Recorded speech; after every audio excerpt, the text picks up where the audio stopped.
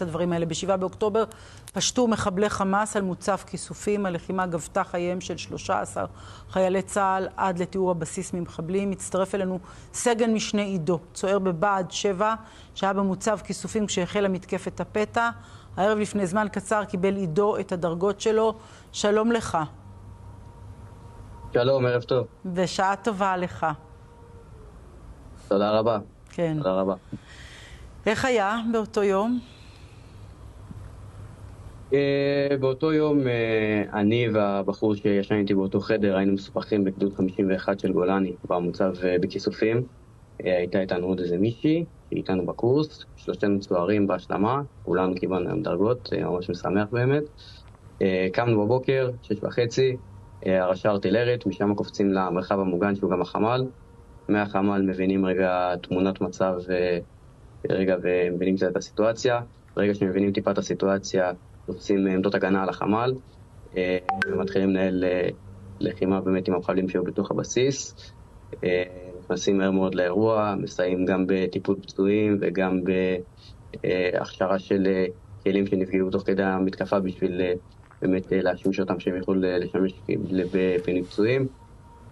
וזה ככה מה שאנחנו עשינו באותו יום, ואיך ככה שאני תופס את אותו יום. תגיד לי, לא הייתה שום התראה, שום דבר, שום קמצוץ, תהיו בסטנד ביי, אולי משהו, בלילה הייתה שיחה של הדרג הבכיר, שיש כל מיני דברים חשודים וכל מיני עניינים, כלום, שום דבר.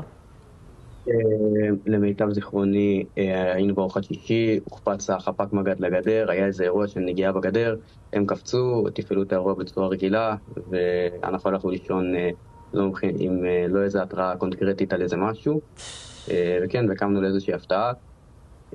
היום באמת קיבלנו את הדרגון, כולנו קיבלנו תפקידים באמת, חזרה לגדודים הלוחמים, כולנו נרד, נבצע את המשימה לצד הטוב ביותר, אז נסייע רגע לוחמים בשטח. לאן אתה הולך? סג"מ עידו, לאן פניך? אני קיבלתי שיבוץ לגדוד של פלחץ, גדוד רם, אני הולך לשמה. כרגע נמצאים איפשהו בארץ בצפון, מצטרף אליהם.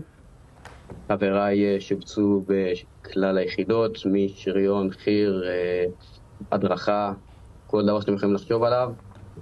יש לנו קצינים מצוינים שנכנסו לשם היום ומוכנים לטרוף כל משימה שרק תיפול עליהם. חיסלתם את המחבלים בסופו של דבר שבאו אליכם? הצלחתם? יכולתם להם? כל המחבלים שנכנסו למוצב חוסלו. הגיעו כמות גדולה של מחבלים. כמה בערך? הלוחמים שם נלחמו בגבורה. אני לא יודע להגיד לך מספר מדויק, אני לא קצינה גם, אבל היו שם המון. הלוחמים שם נלחמו באמת בגבורה, ותפעלנו את האירוע בצורה טובה.